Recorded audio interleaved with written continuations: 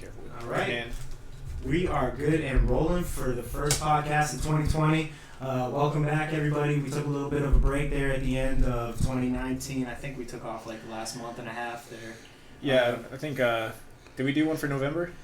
I think November was our last one. I think there was two possibly last November, and then that was our last one. But we're back, we're fresh, we're going. We have our first guest on the show today. What's up? Want to introduce Will Ballester, our boxing coach, MMA coach, all around good guy. Will, why don't you give yourself a little introduction? What's up, guys? Hi, I'm William Ballester. I'm a local boxing coach, kickboxing coach, MMA coach, CrossFit coach. You're looking to learn how to fight, defend yourself, get in shape, become a better athlete, hit me up. I can help you out.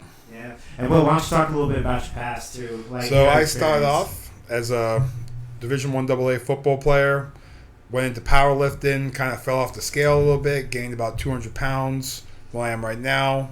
Then I decided to start fighting one day, started doing Muay Thai, lost 200 pounds, became a fighter, still an undefeated MMA fighter locally. Haven't had a fight done in about 5 years, so I think my fighting days might be behind me, but now I teach instead. But I still like to spar with you guys every once in a while. Get that blood flowing a little bit. We know the ice packs that we wasted. We know.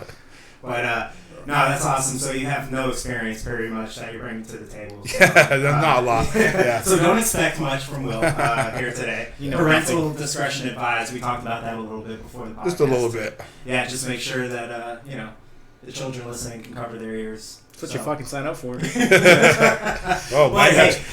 Anybody who knows me knows I do not like swear words, guys. No swear words allowed. No fucking swear words in here. It's swear jar. We are already starting a little bit more PG than usual because we usually have a drink in our hand. Like Sean's usually got a bucket of beer over off camera. You usually can't see that. Sometimes in camera. Sometimes in camera. Like, it looks like we're advertising. We need to start hashtagging. Looking for those sponsorships. Yeah. Like, Miller, please pay me. Please pay me. We should go for a local brewery instead. Oh, that's true. Yeah. FMB. Get them on the podcast here. I don't know. FMB? Fort Myers Brewery. Oh, that's what I thought it was like. Oh, that's their. I guess they have Gateway Gold is one of their brands, right? Is that what it is? Yeah. Okay. Never mind. I thought it was like FMB. Fort Myers Beach doesn't have a beer, do they? Like They might. But anyways, all right, let's start getting into it, man. We got the first one. This is kind of like a thrown together card, pretty much. Like there was no plan originally of having a pay-per-view this month. Like January they were going to take off. They had a hot and heavy year for year number one being on ESPN. In 2019, it seemed like they were going to take off, and then Conor McGregor finally signed up. And yeah, that's the buying power of Conor McGregor. Yeah. I want a pay-per-view. Boom. Yeah. Well, it happened because he wanted to be a main event. Yeah. Oh, yeah. Because he was supposed to fight months ago, and he said no. No, it wasn't. Actually, it was the other way around. Dana White said that because it wasn't he didn't want a headliner that wasn't a title fight. Yeah, because there was title fights on the card, and he wanted to be the headliner, and it was a whole drama thing, which I get though, because he's a huge draw. Yeah, because those guys would have made money off of Conor's name. Yeah, absolutely. For being the headliner. Absolutely. And these two were actually signed up to fight last summer. That's what it was. I think it was this one, and then I think Conor even said that he was signed up close to fight Gaethje? Gaethje, yes, thank you. So he was supposed to fight him too, and that kind of fell through as well.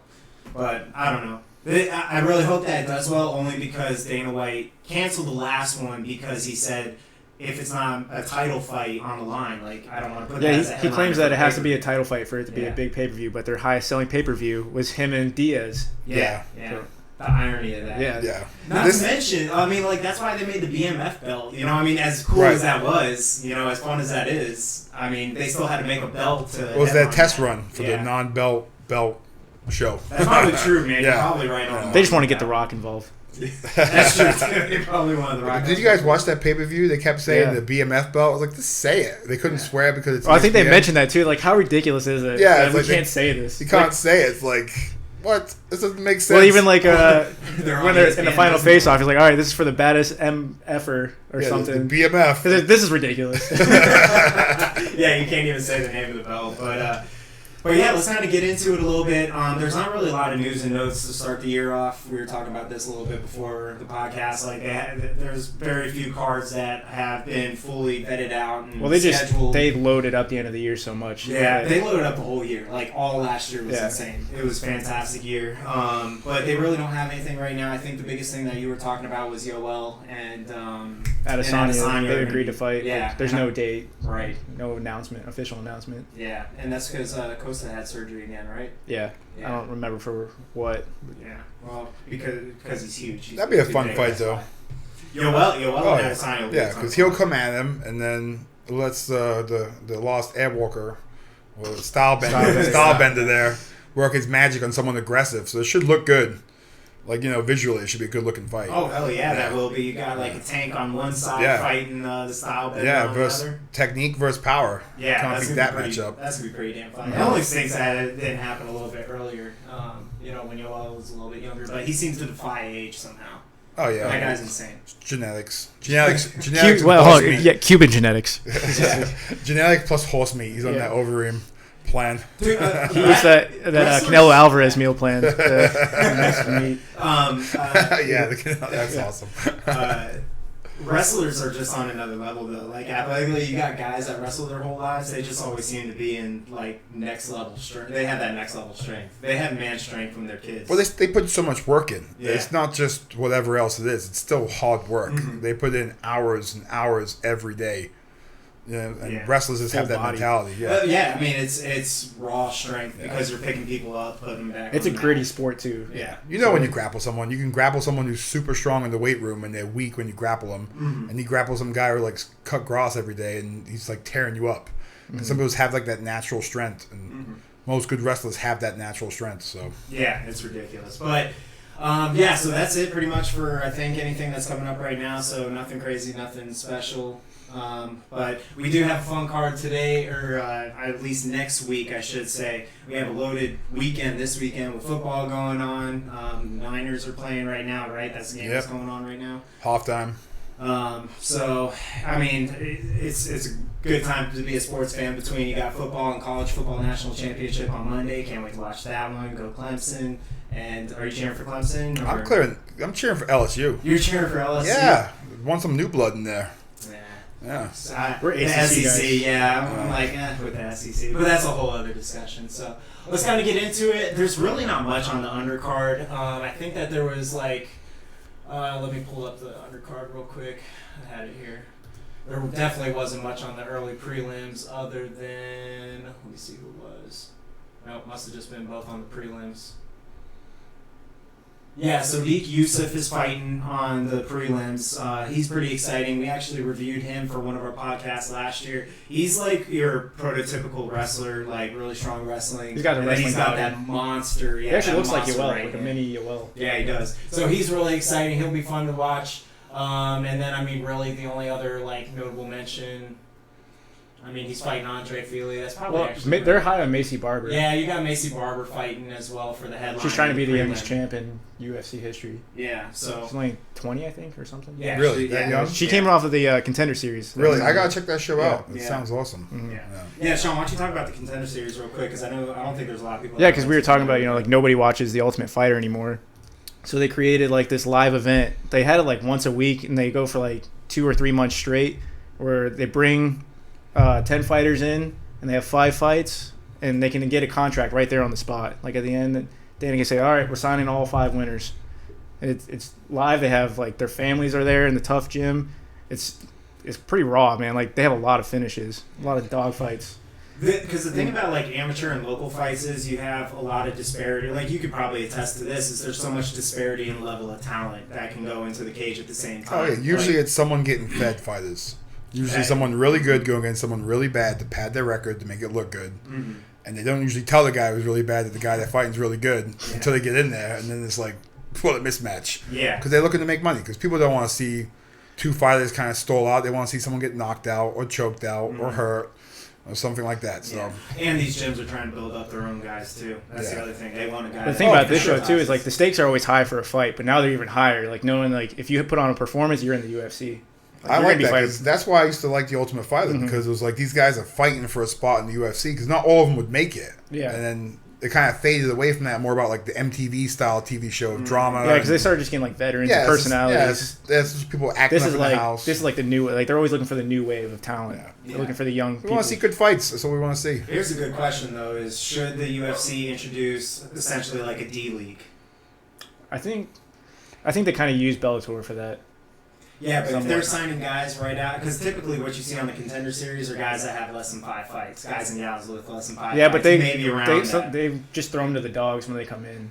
But that's what I'm saying is, should they though? Like, should they make it developmentally? I don't think they need to. I think they have so many cards right now that they could do a D League within the UFC. Just have like a lower tier They just need to of fighter fight versus other lower tier fighters. They just need not to rush these people. Yeah. Rush them too much is the problem. Yeah, but I mean that's why I think maybe if they had they had like their own what they would call like maybe a lower ranking system or like a different ranking system for like what they would call a D League, right? Like they don't have to. It doesn't have to be separate, but maybe there's like a different ranking system for guys that are on the up and up. They're coming up on their maybe 5th or 6th fight. They shouldn't be fighting like the Donald Cerrones and stuff in the league.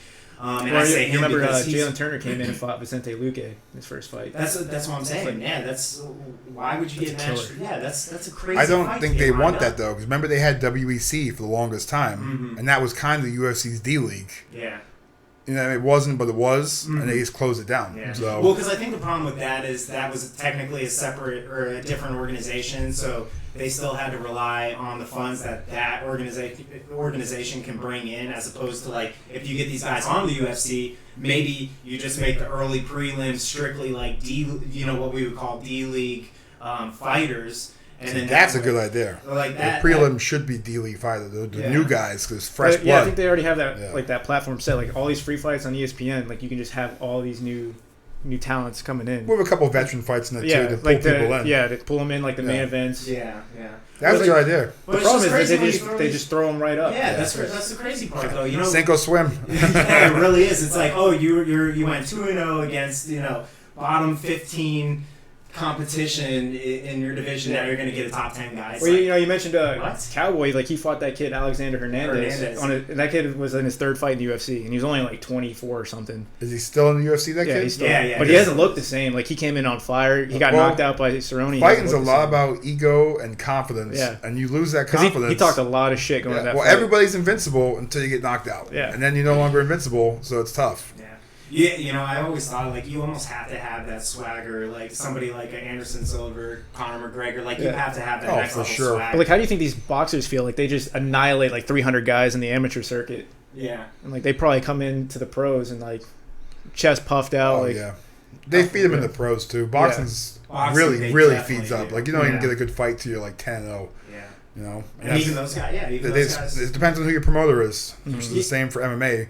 Kind of now, but not as bad as boxing is. I noticed with boxing, it seems like 20 is the lucky number. Like they seem to feed the guys that they know are going to have star potential up to that 20 range, and then because you get a lot of guys that seem to be 20-0 or 20-1 or something like that, and I'm like, where the fuck do they find out these guys? I think that's at the point where they're like, all right, this is probably like your prime, so like now you got to make your money. There's fights that happen in boxing where the person having the fight pays their opponent because they pick someone up who's off the street, whatever it is, like 2-10. 4-20, and you're fighting this guy. You pay him to fight you, so it comes out of your pocket just to go on that show. So that's why you need to have a promoter to cover those kinds of fights. Because if you're a fighter, you don't have money. No. Most fighters don't have money. That's why they're fighting. So, but that's how they build them up in boxing. So I'm sure it happens in MMA too. Yeah. And you'll probably see that more and more as MMA is still growing. You like I was thinking about this, not too long ago. We probably have our first generation coming up soon that have grown up with MMA as it being popular. You know what I mean? Like, it was when I started watching the UFC. It was still very. It looked like a bunch of white dudes fighting in a bar. That's what it looked like. Yeah. So the guys you saw.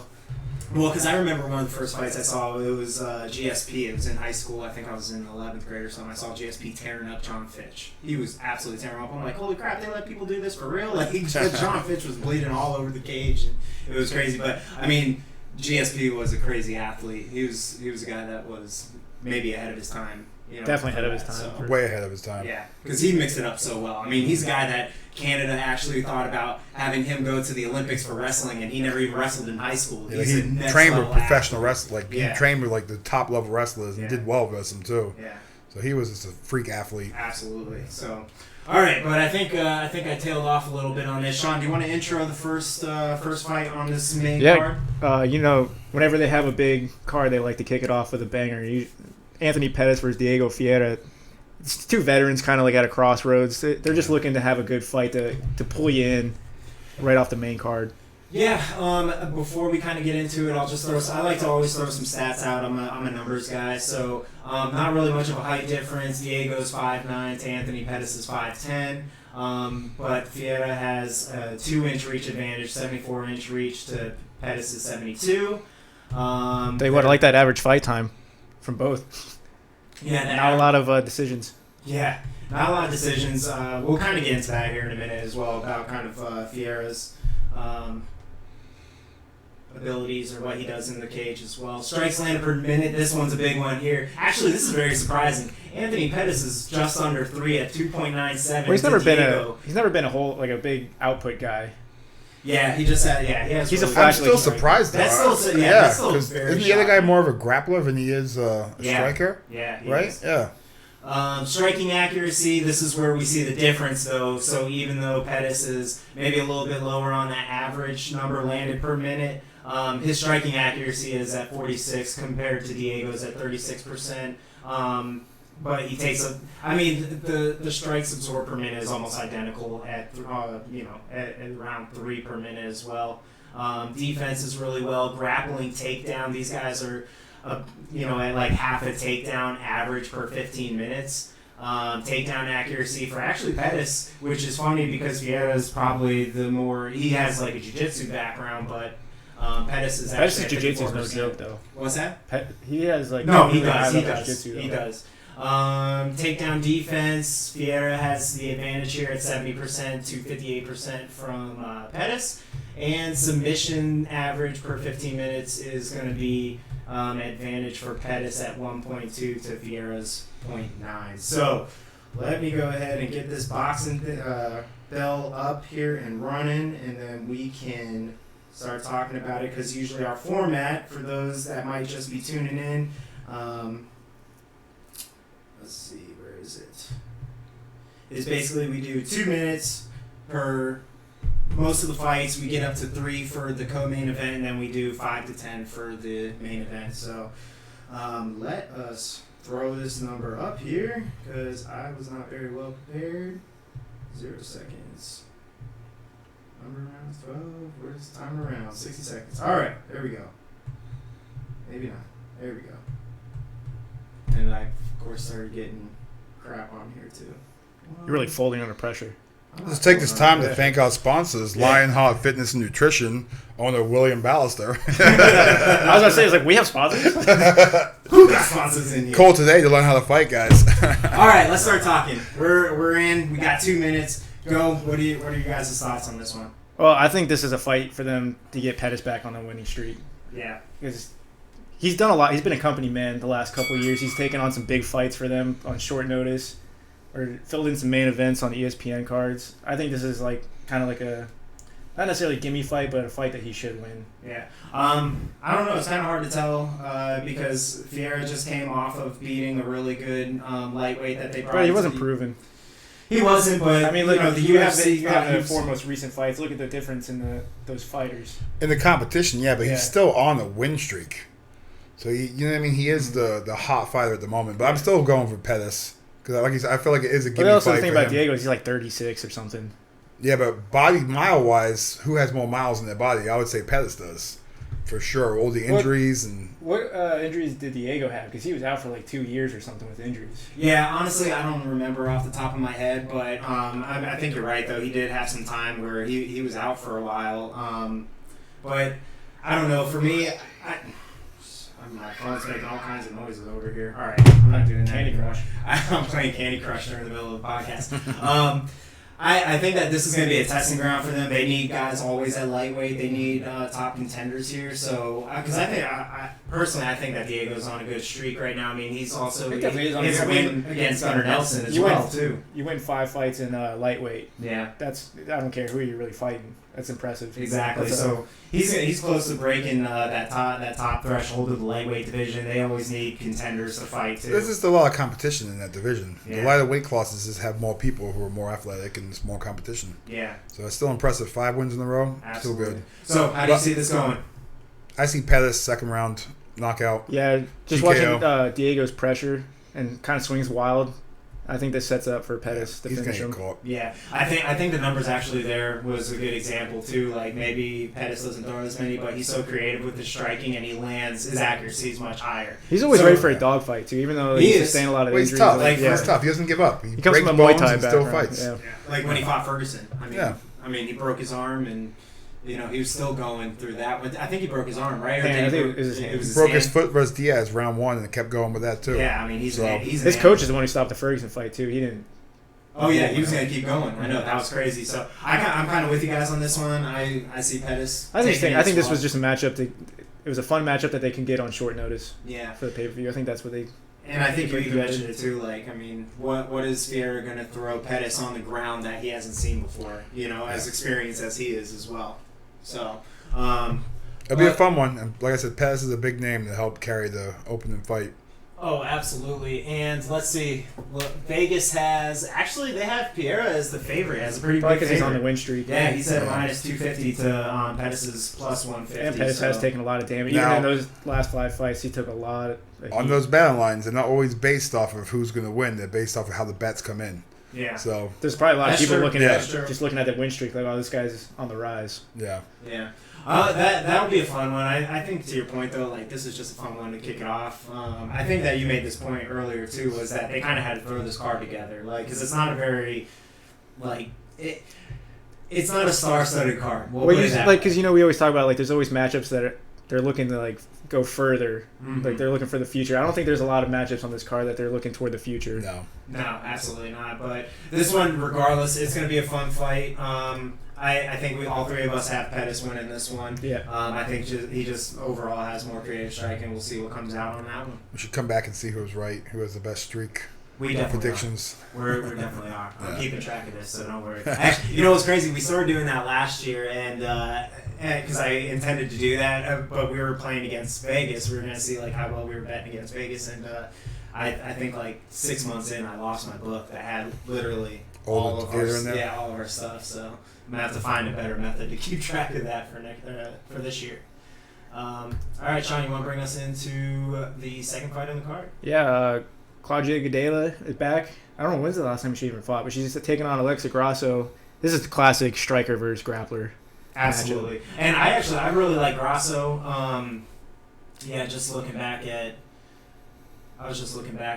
Claudia's fight history. Yeah, I don't even remember. I think her last fight that I remember watching was Ansaroff, which was 2 fights ago for her now after she steps in the ring with Grasso. But let me just run down some of the numbers real quick. So Alexa Grasso is 11-3 to Claudia's 17-4. They're almost the same height, 5'4", 5'5". Alexa has the advantage there. Reach advantage goes to Alexa at with a 3-inch reach advantage at 66 inches. I think that's going to be huge, and I'll kind of get into that in a little bit. They're both orthodox fighters. Landed per minute, there's a pretty big difference here, considering that their striking accuracy is both around the same. That's pretty huge, actually, if you look at it that way. Absolutely. Numbers wise, that's big. Especially, when you consider how close their striking is. So, strikes landed per minute goes to Alexa at 5.25 to Claudia's 3.17. Now, the thing is that makes a difference to the last fight is the striking accuracy is almost dead on the same, whereas in the last one we saw Pettis' was much higher. So, he landed less, but his accuracy Yeah, but was the much thing higher. here is the defense is higher over here. Not by much, though. Well, A the thing little about bit. Claudia is she's taken more than she's given. No. Yeah, that's very That's- true. That's very You true. don't see that a lot at a higher level.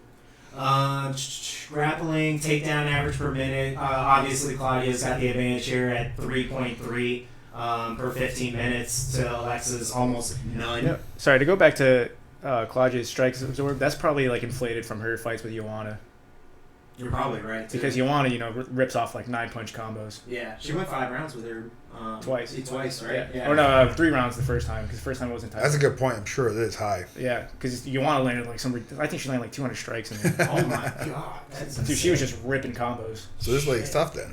Yeah. That's a lot of she's punches. definitely tough. But the thing about Joanna too is like she's not a knockout artist either. You know, Still, what I mean? She her peppers. pressure. And, Oh yeah, her pressure that's- definitely. But I think that's the most notable statistics here. So let's kind of get into the fight. What are you guys' initial thoughts about these ladies fighting? I don't really know, because Claudia is known to gas out, Mhm. and she's a wrestler, and This Alexa Grasso chick, she's tough. Yeah, we really like. I know you and I really like her. She's great. She has great stand up. Yeah, she comes from a boxing background. I think she's Mexican, right? Yeah, she is. So she's got that dog in her. So. Yeah, Alexa Grasso's. I love her. She mixes up her kicks really well. She stands very straight up. She's almost like a traditional Thai fighter in a way because she comes in straight up. She doesn't have a lot of head movement. But she mixes in her leg kicks really well, and she has some pretty solid leg kicks, especially for at 115 for the ladies division. She's who I'm leaning to too. I just like the striking from what I've seen from her. Mm-hmm. She just looks crisp, looks sharp. Yeah. And I mean, and she's aggressive. Like I just like aggressive fighters. And I mean, the thing is, I don't think Claudia is going to throw anything necessarily, at least in the wrestling game, that Esparza hasn't. Well, I was going to say because we felt like she beat Esparza. Definitely. And this Claudia's going to be like a little bit better version of Esparza, but she's going to gas. Yeah, and I think Esparza just won that by the judges just being like, oh, she got more takedowns. Yeah, just the classic. All depends on who the judge is. Yeah, it's like some judges. When we do the sparring on Fridays and we do the count drill, it's hard to keep track of like what hits a hit because they look like it's a hit. Most of the time we're asking. Yeah, like did that hit you? And we're like, no. It's like, oh, it looked like it did. So it's hard to see it. Yeah. So imagine being the judge of all these people screaming all over the place. You know, it's gotta be tough. The judging is a whole other controversy there, man. Those guys don't even usually have MMA backgrounds. And those guys, but I mean, even on this one, I just don't. You should be judges. Yeah, really. Your bucket of beer. Get a bucket of beer, like, yeah, that was a hit. I'd be an internet sensation. Boy, as a just sitting ringside with a bucket of beer. Judging fights. It'd be you cheat sheeting off of the us two. Like, hey, what'd you have that one scored? Okay, let me copy that one, change it up a little bit. 10-8 round, huh? That's insane. All right, I'm willing to do that. I fell asleep during that last round. What happened? Are we doing 11-7s? No, just 10-8? Okay, all right. That's cool. That would actually be pretty funny. I would love to see that. Just start on the local circuit. Just start judging. That'd be pretty funny. You know, it doesn't take much. I actually looked that up. It doesn't take much. I think it's like a certificate, right? You just get like a... Yeah, I probably shouldn't be telling that to like just average people. Like, oh, I can go make money doing that on the weekends. The problem is the promoter usually has his own judges. So like you said, the gyms usually host an event. And then the gym has their judges there, so that's why it's tough to go into an event of a different gym. Yeah, you know all because the judges are on the gym side. So you better make sure you win that fight by knockout or finish. If it goes to the decision, it's like you lost. It's like what? It's never happened to me, but I've seen it. People losing fights they won. To him. My second amateur fight, I fought. It was this local gym called Pitt's Pen. The guy I always promoted around here, but yeah, Mark. Yeah, I know Mark. I've had some fights with Mark. I know how he operates. I may have exchanged some words with him and his fighters as well, but I was fighting one of his guys in my second amateur fight, and the crowd thought I was on my side for the win. I knew it was bad, actually, because after the fight came over, I mean, I was fine. Like, we went 3 rounds, we finished it, we went to our corners, and the doctor came up and said, hey, that was a great fight, don't think about the decision. I'm like, why is he already telling me that? Like, he's like looking at me, he's checking me out. I'm fine. Like, I think I might have had a few bruises. Right. But I need the other guy in the face. He never went and checked him, and I'm like, what the heck's going on here? He's like, don't worry about the decision yet. That was a great fight. I'm like, what the hell did he mean that? They didn't even bring us to the middle of the cage, and they announced the other guy as the winner. But I remember the place booed. What's that? Oh yeah, up in the Immokalee. Booed. Yeah. Which I'll get into that in a second, but yeah, the whole place, it was crazy. But I came to find out that 2 of the 3 judges, so one judge gave me the fight, and I found out 2 of the 3 judges were from Pitt's Pen. Yeah, from Pitt's Pen. So, but you know, I think they can only really do that. So like the reason they were able to do that was because it was at the casino, so it's not technically within. It's not technically a sanctioned state fight. Exactly. But it is. It is, but it isn't. So I've had 2 or 3 fights at the casino. I think it was 3. I forget because one of them didn't happen. Like the guy showed up and then left, but it was because they allow you to ground and pound there, and you can. Yes. That's the difference there. Yeah, as an amateur. Yeah, which they don't let you do that. I think I heard that like years ago, like before I had my last fight.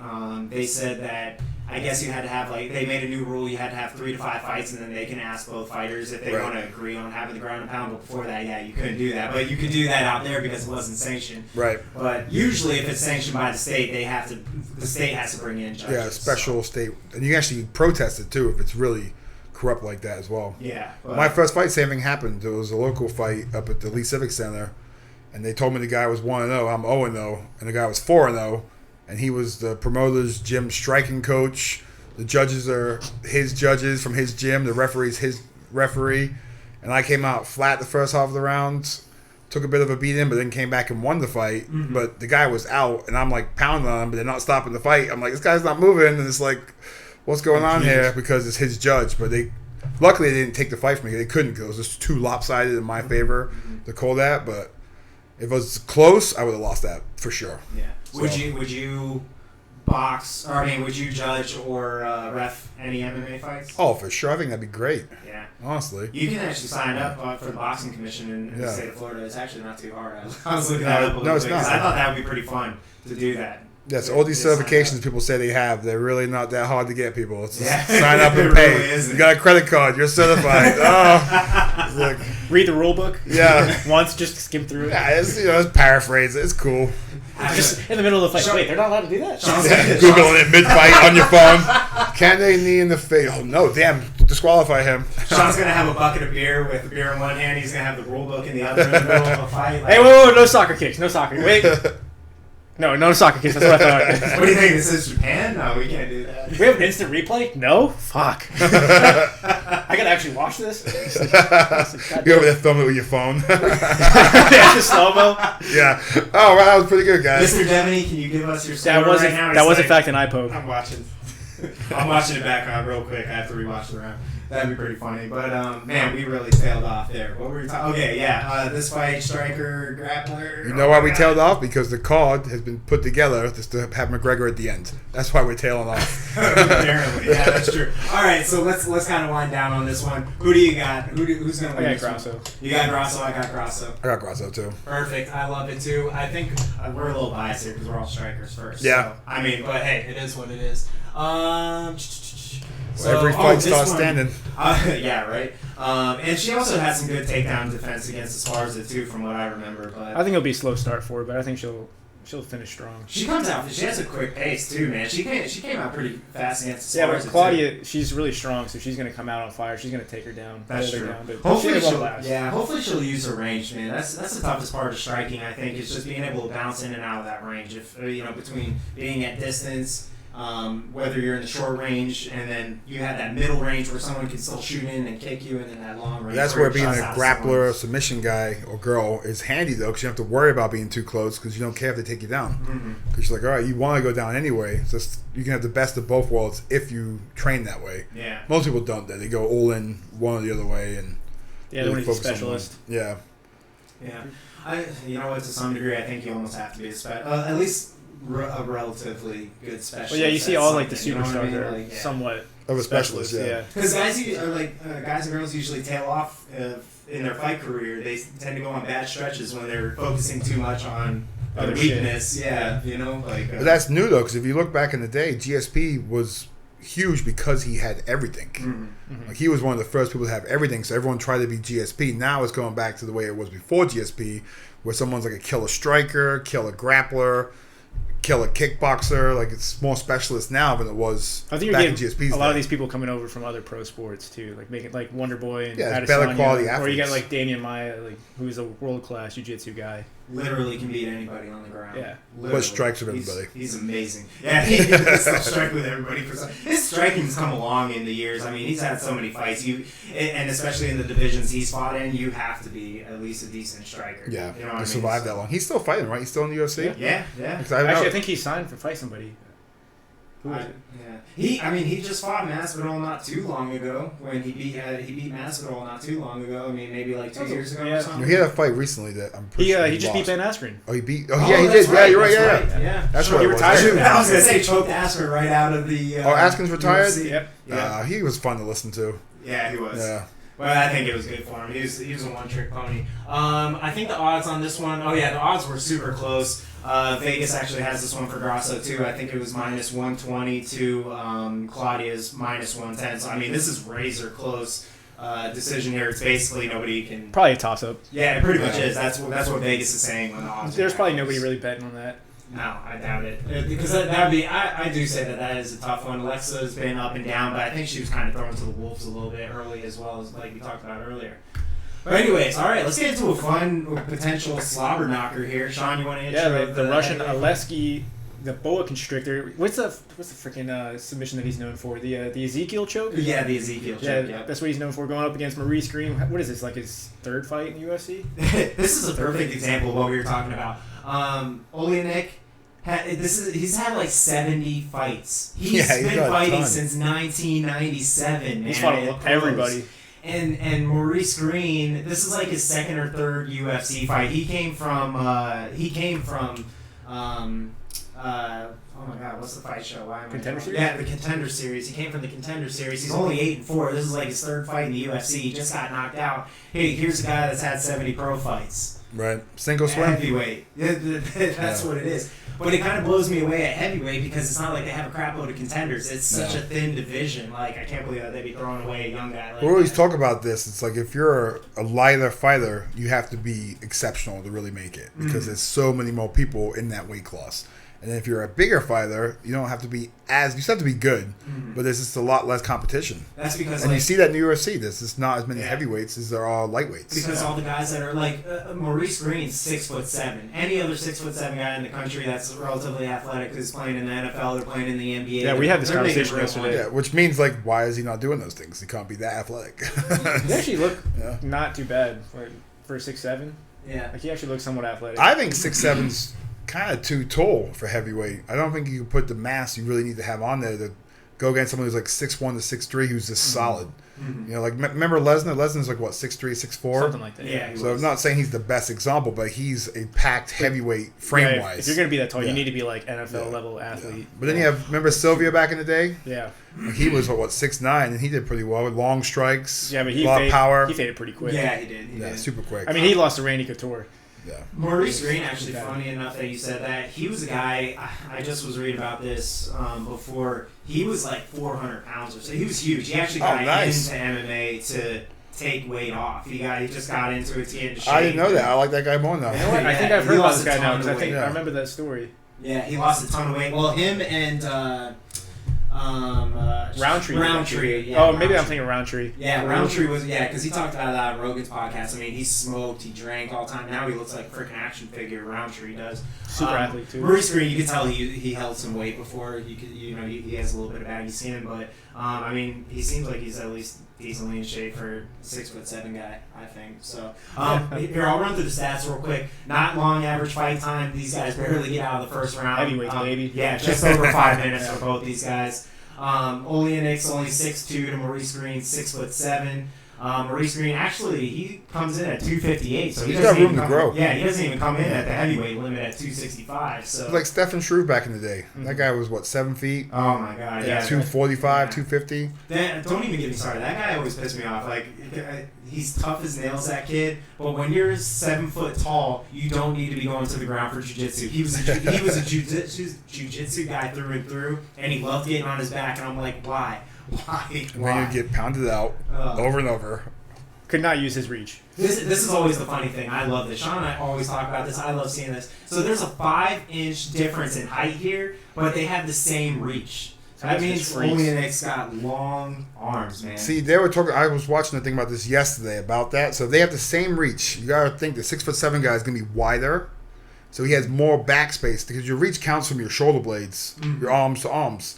So he has way shorter arms because there's less actual arm, if that makes sense. Because there's more body, less arms. So this Russian dude's probably got some seriously long arms here at 80 inches here. He's pretty solid built up top. Like, he's got some pretty wide shoulders. He's like pretty stocky dude. So, I mean, maybe to your point, maybe that adds for his But the taller guy's punching down, which adds power to those shots. Absolutely. Strikes land per minute. This is exactly what you want to see from heavyweights. Oleanek's at 3.5 to Green's 5.38. Striking accuracy is actually pretty good for both these guys. Green's at 44. Oleanek's at 51. Strikes absorbed per minute's at 3 for Oleanek and almost 4.5 for Green. Defense is at about 50% for both of them. Grappling, obviously, Oleanek's got the takedown advantage. Takedown average per 15 minutes is 2.69. Accuracy is 39%. Defense is 20%. So pretty much here. I doubt Olenek's defending many takedowns. No, I doubt it too. Maurice Green, actually, he has some pretty good takedown defense. I mean, decent for heavyweight at 66%. He's new though too. Yeah, so good that he probably just lets people take him down. Yeah, so kind of let's kind of get into it at least for the fight now itself. Look at his submission average is 2 per 15 minutes. That's what?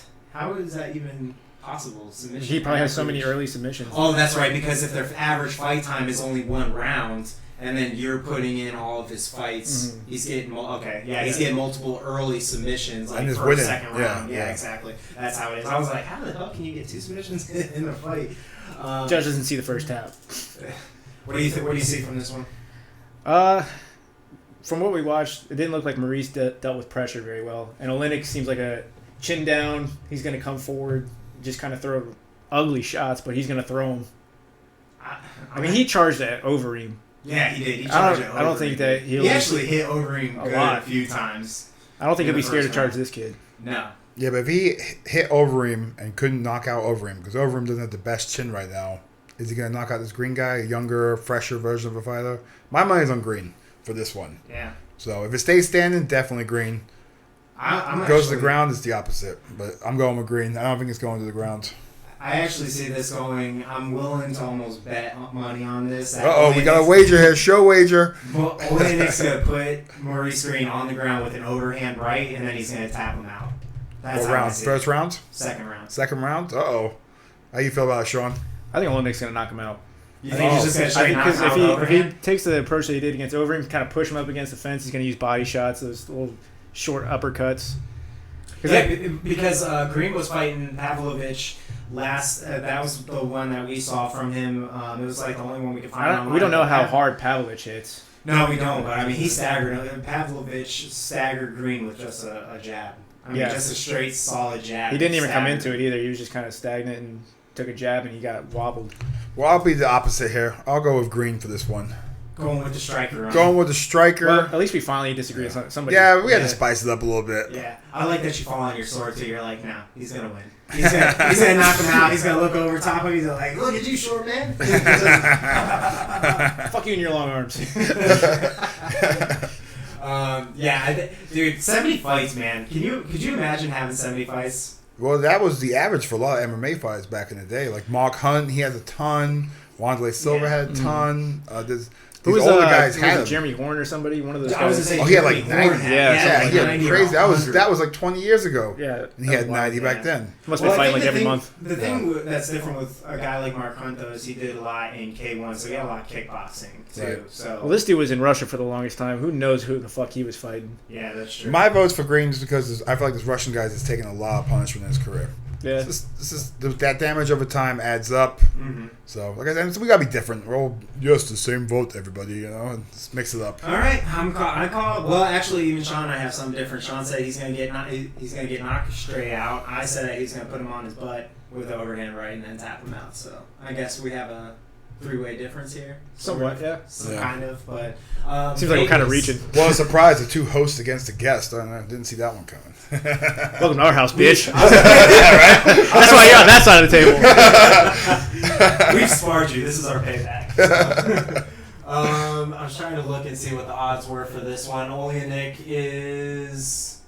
Oh, actually, Green's the favorite. Minus 140 to Olenek's plus 110. I can see the... That's still pretty close, though. Yeah. That is. That's almost... That's, you're not winning much money on that. No, there's not a lot of good odds on here. Oddly enough, it looks like the main event has the best odds to bet on.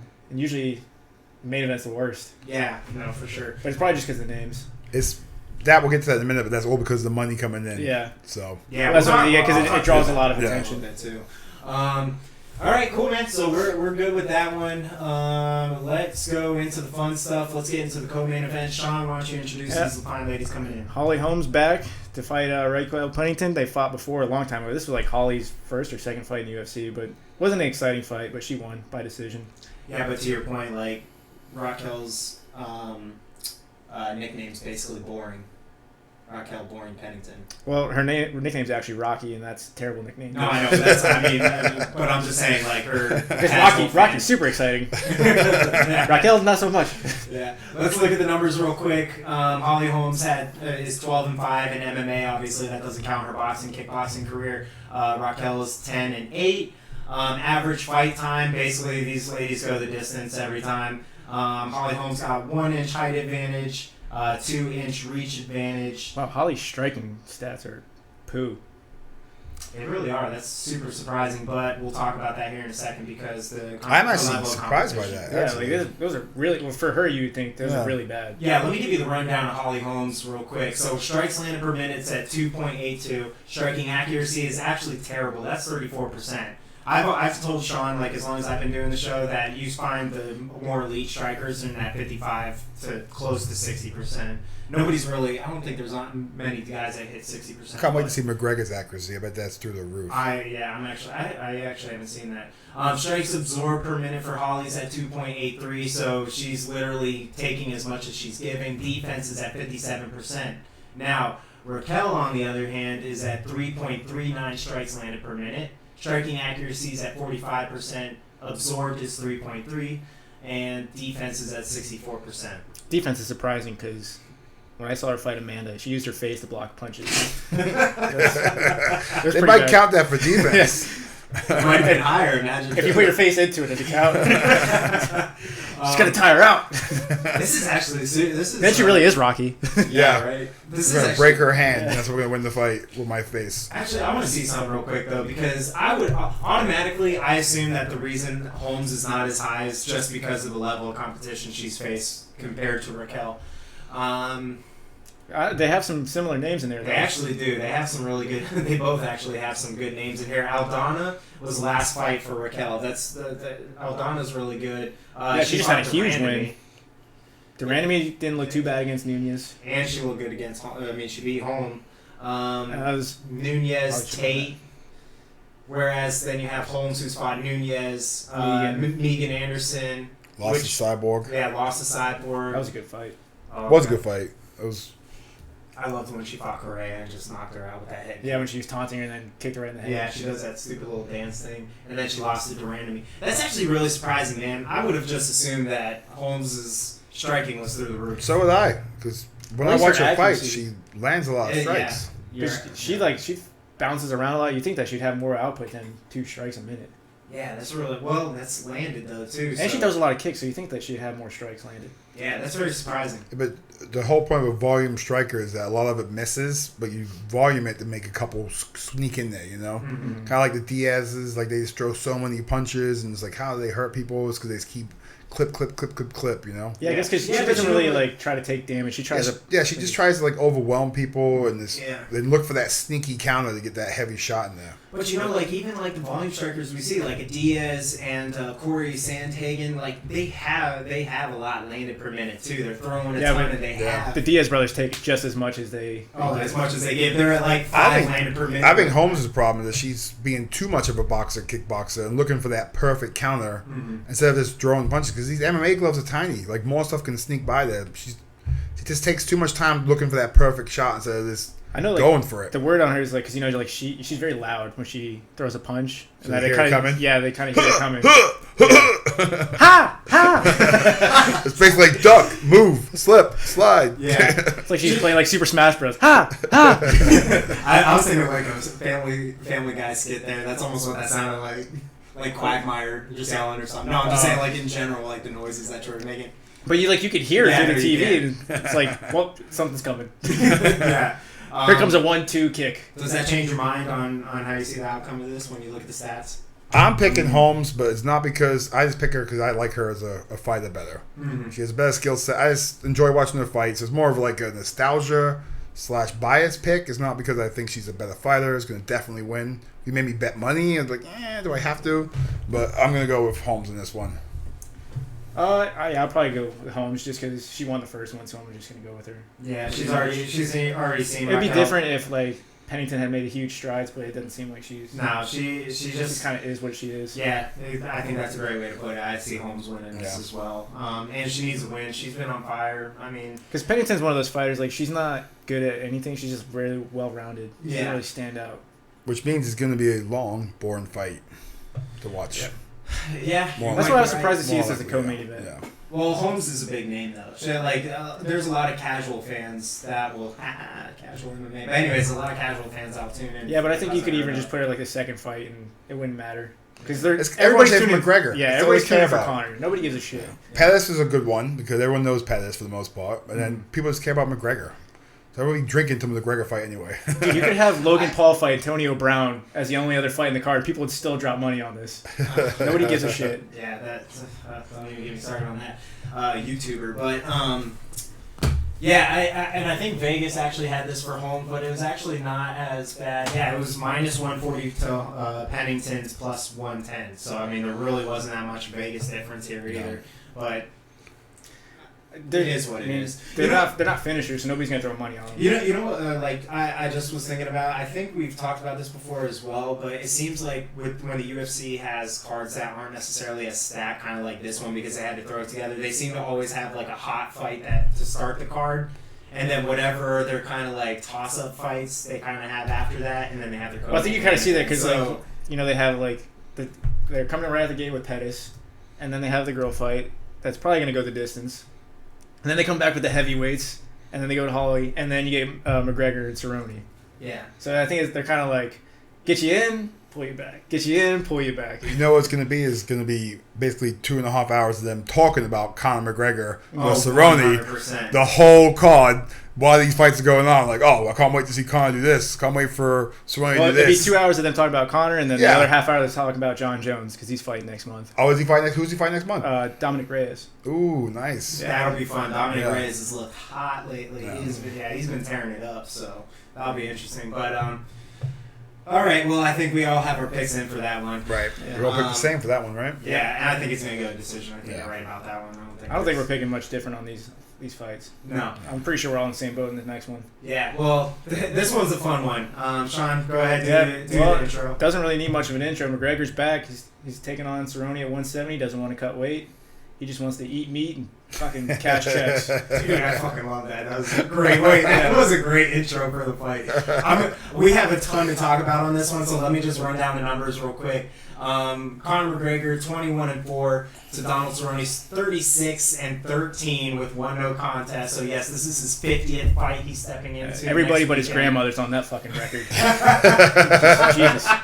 36-13. These guys have a pretty close average fight time at 9 minutes. There's a huge height difference here. 5'9" to 6'1". That's a pretty big height difference. But the crazy that's about the Nate's size. So yeah. Well, the crazy thing is Conor's actually got the reach advantage at 74 inches to Donald Cerrone 73. Both these guys are lightweights, but this is going to be at welterweight. Funny enough. Let's do striking real quick because this is always the fun stuff, especially for this fight. So, significant strikes landed per minute for Conor is at 5. Striking accuracy 48%. I'm surprised about that. I thought he'd be over 50 for sure. I thought he would be. I'm very surprised too. Strikes absorbed per minute is at 4.43. Very surprised about that as well. But his defense is at 55%. I don't think he gets credit for how he can take a punch. McGregor can take a punch. Oh yeah, I'm actually surprised he takes 4 strikes a minute. So am I, but I'm shocked by because it felt like for a long time he wasn't taking any. Yeah. He is. I mean, I can almost see it because of the way his style is. Like his stance is very straight up and down, and he keeps his hand. He's almost he's willing to stand in the pocket. Well, remember his fight against oh my God, Aldo. He knocked him out with the first punch, counter punch, but he still ate a hook to land his own punch. It was just like he ate a punch to land a punch. He does that quite a bit, but he's tough. I've only seen him staggered a couple times. I think versus Nate, the first fight. That was more of like a fatigue. Yeah, so it's hard to tell. Is it getting hurt or is it because he's tired? Yeah, Khabib kind of rocked him, but I don't know if that was like surprise shot because he kind of bounced right back up. Yeah, he wasn't staggered for long with that at all. So he's not. I don't know if he's really been like hurt. Yeah. Like striking wise, yeah. I guess I'll actually, you know what? Let's just. He does have a fucking huge head. And we don't just mean his ego. Let's go to grappling real quick, because obviously, I'll get into I always joke about that. It's like I picked the worst sport ever to get into. I have a giant head, and I'm going to box and fight MMA. It's like It's a huge target. Yeah, it's just hit me here. especially at heavyweight too, where Yeah, it's all like, fun hey, hit me here. good advertisement there. So real quick, I'm going to read Cerrone's grappling stats. Takedown average per 15 minutes is at 1.2. Takedown accuracies at 36%. Takedown defense is at 73%. And just a quick note there, Connor's takedown defense is at 70%. Submission average for Donald Cerrone is at 1.3. So let's get into it. Let's start talking serious about this fight. Yeah, man, I know we talked about it quite a bit. Yeah. But it's kind of hard just to see where Cowboy can really win this fight, because it just matches up so well for Connor. Slow starter, Connor's a fast starter. Donald stands pretty straight up. He's not fast. He's accurate, but he's pretty slow. Yeah. And Connor's explosive in those early rounds. Yeah, Connor's explosive power. Well, Cerrone's like, he has power, but it doesn't really, like, it takes some time to build it up. I just don't see that working like an with accumulation McGregor at all. But like even the thing that people are saying, oh well, if Cerrone gets him on the ground, like I'm not overly impressed with Cerrone's takedown game either. He's got to time it well. Yeah, well, that's how he gets his takedowns typically, is he's doing it in the middle of a combination. And he drags him down. He's great at throwing combinations. He'll throw 3, 4, 5 punch combinations, but that's Now, will how those he usually land gets versus those. McGregor, though? Is McGregor going to eat 3, 4, 5 punch combinations from Cerrone? Well, he could There's no stop way. Cerrone dead in his track with one With a shot. counter punch. You know it's going to be at least 1 or 2 counter punches in that combination to stop Because Cowboy that. kind of does like this thing, like he kind of goes like this, and then he's getting ready to get started. And Connor's just going to be looking to throw a left down the pipe. Yeah. I see Cerrone as a 2-dimensional fighter, and Connor's a 3-dimensional fighter. Yeah. Cerrone's straight at you, straight line, coming at you. McGregor's angling, and my money is always on the guy angling. Mm-hmm. He's playing a different game. McGregor fights a different And game. Cerrone's very susceptible to get finished. Absolutely. And Head or body. He just got knocked out 4 months ago. Yeah. Like I said, we were surprised that he's even fighting. Yeah, And he went Usually through 6 months. He went through a dogfight with Ferguson too. Yeah, I mean, look at the last guys that he has fought, and I mean, Cerrone takes no time off between fights. It's almost, I don't even know how he doesn't. Well, get I like Cerrone. Don't get me No, wrong. I love. Yeah, we love because he Cerrone. likes to We fight. love He likes to the get dude. paid. Good for him. He's like So- Forrest Griffin. He'll just go in Yeah. and fight everybody and anybody. But I mean, he lost to Gaethje, as you mentioned. He lost to Ferguson. Both those were kind of ugly finishes because his eye blew up after that Ferguson fight. I think McGregor called out Gaethje too for his next fight. Yeah, he has him and Masvidal on in his Well, he said sights, Masvidal has so to wait. we'll see. Him and Diaz need to fight again before you fight Masvidal I again. don't see the point in the Diaz fight. I think Diaz is retired, isn't he? Well, he'd probably come out. Yeah, right he after come Conor. back. Yeah, he come back to fight Connor. And then before that, Cerrone fought Iaquinta, Hernandez, and then he fought Perry before that as well. So, I mean, dude's been through the ringer, and I'm pretty sure wasn't that Iaquinta fight last year? So he fought all 3 of those guys last year. All 4, I think. Hernandez was January. Yeah, that was Was the it first really? ESPN fight with Cejudo and Dillashaw. Holy crap! He had man. 4 fights last year, lost 2 of them, and he's fighting in January of this year. Yep. 2 brutal That's fights tough. too. Yeah, Yeah, and he 2 took brutal 4 fights. months. So he had those 3 fights within like a 8-month period. Those first 3 fights were all by April. Yeah. Yeah. And the other thing too is I want to mention here too is people are like, oh well, Connor's going up to 170. Cerrone's a more natural 170. He lost his last 3 fights at 170. That's why he was back at 155. So I saw a cool thing about Cerrone took his fight on 8 weeks' notice, so he didn't have really time to prepare to get the 170 on top of it. So usually, I guess he bulks up quite a bit for 170, and he won't have time to do it for this fight. So that's why McGregor kind of said, like, yeah, 170, because he's not really worried about him really Ubering up and getting that horse in the end. Connor just did an interview with Ariel, and Ariel asked him because they did it yesterday, and he said, "Where you at for weight?" He goes, "I'm 165." Yeah, they're putting bets on him coming in under 170. He said he's gonna. I'll Yeah. step on the scale underweight. He said it's no problem. yeah, because that's a nice advantage. These guys cut weight and then they lose all that energy. Yeah. Whereas he's going to come in like Connor can make yeah. 155 still. Yeah. No, You know, like- he's just being smart. I feel like Yeah. he just doesn't want his I think first he- fight back to be drained. I think he just realized like this is where I'm at my peak, physical prime. Just fight here. Fuck it. Like he's just doing fun fights. Yeah, and I think we talked about this at the top of the show too. This fight was supposed to happen last year. It got scrapped because Dana White didn't believe in having a non-title fight as a main event for a card. Which Connor's the only one that could get away with it. Yeah, This card's gonna blow up. I can't wait to see the numbers for this card. It's gonna do a mill. It's gonna be huge. Easily, It has to be. easily. Everyone's talking about this fight. That's why I can't wait for this fight to happen because I want to see this in the future. Like they don't need to make up bullcrap title fights to headline it. Because I guarantee you, after that national championship game on Monday, it's gonna be all McGregor and Cerrone. That's what it's all gonna be. Oh, on ESPN. Yep. Yeah. Because they'll talk about football a little bit, but they're gonna get because they don't get McGregor, and you don't know when he's gonna come back. No. Yeah, But he said he wants to fight nonstop. Yeah, this year. he's calling 2020 his season. Yeah, like this is like the first fight of his season. This is like his warm-up fight. Is when he was Yeah, calling. yeah. So here's a question: do you think he's doing it because he saw his star power slipping a little bit? A little 'Cause bit. he's But I think ego his yeah, things haven't really been going. Like he's been getting in trouble outside. I think he wants to get like that edge back. I think he wants to get the man like in him. He lost to Khabib. People, they're giving him shit for that. Mm-hmm. I would say yes, but I think I think he wants the money too. He wants the fame. I think he thrives off that energy of people thinking he's the man, and plus he likes to make money. He's all about those dollars. Yeah, Dude, He doesn't lie about it. He just says it. He Yeah. goes, "I'm here to get paid. yeah. Pay me and I fight." And his thing too is like his other he makes a ton of money in his other businesses, his whiskey business, and his he has a clothing line as well. He makes a ton of money. I think he's like $1 billion. He has $1 billion net worth. Does he really? Yeah, he has $1 billion net worth. He's, No way. Yeah, Seriously, he's I gotta look that up. accumulated a ton of money. Then He he's said- doing well then. He's doing well, so he doesn't necessarily need the fight. But I know he has if a he's sports smart- management program team as well. Does he really? Yeah, he has like I his didn't own know that. training stuff online.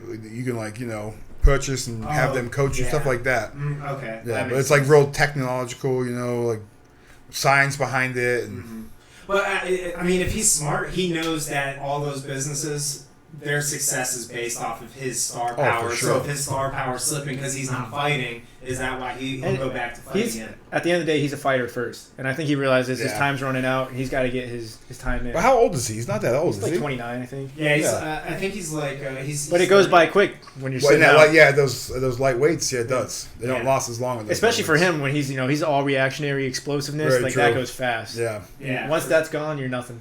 Once Yeah. you lose Right. that hair. Well, especially I mean, he's a counterpuncher through and through. Like I mean, yeah, if he loses that edge, he loses that timing just a little bit. I mean, we saw what happened to Anderson Silva. that's later in his exactly what I was career. thinking about. Is Silver. Yeah, I mean that's what happens, man. When your timing slips, when you're a counterpuncher, you have to be on your game when you're a Oh, counterpuncher, for sure. man. You're playing like You're playing chicken. You're playing chicken with That's punches. what You're it playing is. Frogger. You're like, okay, keep it as close as possible to get that best counter in there. Yeah, So yeah. So regardless, this is gonna be a fun fight. Like Donald, there's a little bit of heat behind this. Obviously, I think it's cooled down after a few years. I think there's a lot of respect between. I think they definitely a lot of respect. Connor's definitely a dad Actually, now. I feel like Connor we watch mentioned it. him on Instagram. He mentioned in his interview, he's like, I haven't seen Cowboy since like they had their first go at it at the press conference when he was gonna fight Aldo. He's like, I haven't really seen him since then. He's like, well, he's done some respect my way, so I'll do it. I'll get him paid.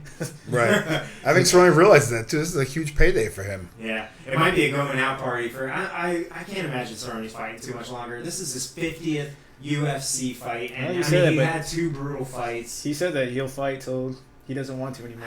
I Yeah, would you like told to me see- that, right? Yeah. He'll call up Dana and say, "I'm done." He's Yeah. not going to stop until he has to stop. Dude, I hope he does though, because I don't want to see him getting knocked out even worse. Become Diego Sanchez, Yeah, because Michelle, BJ Not, Penn. not to mention, like you could see the CT like on Yeah. Diego Sanchez's face. I think the man, thing like- about Donald is like every time you think he's done, he goes on a win streak. Right. yeah. So you're like, he still got it. Well, I don't think this fight's gonna be that start of that No, win no, streak. no. Maybe the next one. This wouldn't be the first 3-fight losing streak Right. he's had either. He had a 3-fight losing streak. I think he's had a before. 4-fight losing streak. I don't think he Yeah. gets cut though. Even if he loses He- 6, I think he Yeah. can be around. Oh, definitely. Unless- Unless, enjoy watching unless the it was fight. really bad to where the point Yeah. where like Dana's like, you got to stop. I don't. But He has done that a few times. Yeah, he Dana's has. done Yeah. that a few times He has stepped with in. fighters. So, I mean, He stepped in for Chuck. Yeah, but Yeah. him and Chuck were like best friends. Him though. and Cowboy are pretty. Are they pretty close? Yeah. Okay. yeah.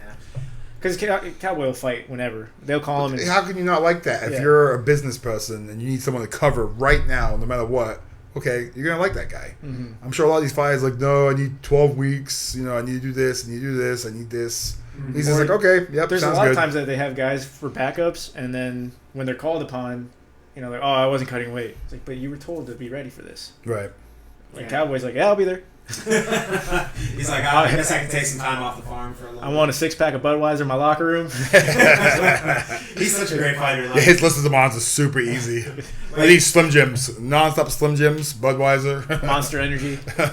Like, even just a side note real quick, he's such a great, like, he seems like a great dude. Yeah, everybody loves him. He seems to get along with every fighter. Like, didn't Anderson, weren't we joking? Because Anderson Silva fist bumped him, like, in his he hugged him. Yeah, like when he fought Adesanya, like, he walked out, and when he got to the cage, he walked over to the crowd, and like, where's he going? And he hugged Cowboy. Yeah, and then, like, what the hell? And then when they were in Australia, remember Tuivasa? He drank out of the boot with him. That was the same night. Was that the same? Oh, that's right, because he was in Australia. Yeah, he did the shoey. Yeah, he's doing the shoey with Tai Tuivasa as well. He knows everybody. The crowd was going nuts. He's the Gronk of the UFC. Yeah.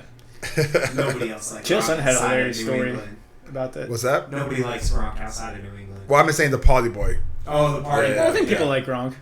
Gronk's a likable guy. Oh, yeah, he's just the party boy. That's Yeah. why Cerrone's the They party don't like boy of him the because he UFC. terrorizes everybody's team, but like as a person, I think people generally like Gronk. Okay. I don't know. He always seemed like a What's your frat boy to team? me. I feel like there's a little personal problem here with the Patriots. Dolphins, yeah, over we're there. No, we're Dolphins Oh, fans. Dolphins, okay. Yeah, Yeah, he seems like a frat boy, but it's like funny to watch. I guess that's true. Well, no, what's funny to watch is he was basically in a full body cast I think his last game against the Dolphins. You remember that? I forgot who it was. Broke out into a long play, and then he's like basically. It's the Miami Miracle. Oh, they put Yes, him the on Miami defense? Miracle. Yeah. They had him on defense. And he like could in a barely full-body move. Cast, and then he like dove after the runner. It was funny as shit. Poor Gronk. Poor Gronk. Supposedly, he never even spent his NFL paychecks. He was No, still he living. lives off of his promotion. Everybody Yeah. knows that story. He's living off his promotional paychecks Right. from New England. I mean, damn. Or his sponsorship money. He lives Yeah. off all the sponsorship. Duncan pays well, man. Yeah. I heard he did. I heard he also did. I know we're tailing off here a little bit. I heard he also did all girl football camps. Like Really? only chicks would be able to go. I wouldn't be surprised. I saw him on the New Year's Eve special, though. He's on one of them. I remember switching through it. Mm-hmm. He's not very camera friendly. No, he is. No. No. No, because I think I saw a There's little talk bit of that about too. him becoming like a movie person. I know movie and TV is different because a lot of movie stars aren't good on TV. But like seeing him on TV, it was kind of painful. Awkward. It was like robot Gronk. Yeah. You can see like he doesn't know what to do. Like, I don't know what to do with my hands. Like Ricky Bobby. Just put your hands down. I don't know what to do with them. All right, so going back to the fight, what's your predictions? Like, how do you see this fight ending? You got because I know that everybody's pictured this. I think fight. Connor's putting Right. away in one.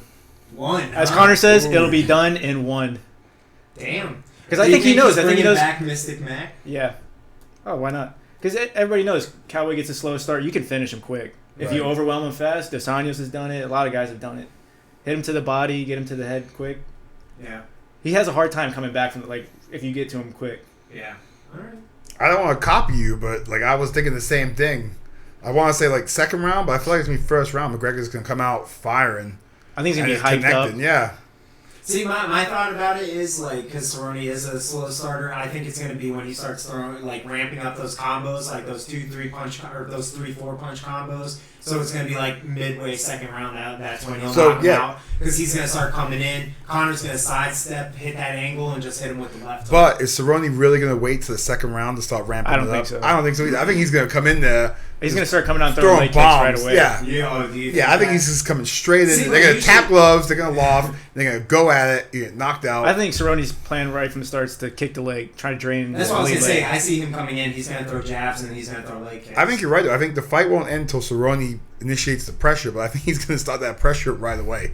I don't see him. He should wait. He really should just dance around for 2 rounds and not really get at it until the third round. There's been times that Connor just goes headhunting because if he feels like he has that advantage, he's just gonna go for it.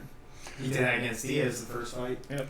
I was watching a cool McGregor striking video of him and how he cuts the ring off, and he always cuts it off to the left and always tries to pin someone against the cage because he oversteps with his straight left and brings his foot forward, so he actually runs into the cage. But he does that so people can't really circle to his power side to cut off his power. It was an interesting video. I guess you gotta watch it to see it. But he purposely kind of corrals people in the same spot every fight before he starts unloading. Because he always unloads his left from the backside constantly towards going towards his right side. That's when he unloads his left most of the time. Hey, it's tough, man. He's a lefty. I mean, that's tough for a lot of guys too to adjust that, and then especially when you got a guy that's got the power in his left hand like he does. I mean, I can't wait to watch it. I have not been excited for a fight in a while, so this is fun. Yeah, it's a fun one to watch. Yeah, definitely, especially to start off the year where we don't have too many fights. Yeah, because we weren't supposed to have this. No, we weren't. I mean, January is supposed to be an off month. It was supposed to be a vacation. Yeah, because I think they announced it officially over like Thanksgiving or something. Yeah. So it was pretty quick. So it's like, hell, that's a good fight. Yeah, so, you don't have to wait too long for it. So who do you see him fighting after this? Yeah, there's a few names on the card. Everybody has them. Who's he fighting after he beats Cerrone? I think it's Masvidal. I think he's using the media to play that game. I gotta disagree with that. I don't think he should fight him next. I don't think he should, but I think he will. Yeah, because what's Connor's big thing about it is what do they bring to the table? And right now, nobody's bringing to the table what Masvidal is. Mm-hmm. Right. Even more so than Diaz. I think he's even got more hype than Diaz right now.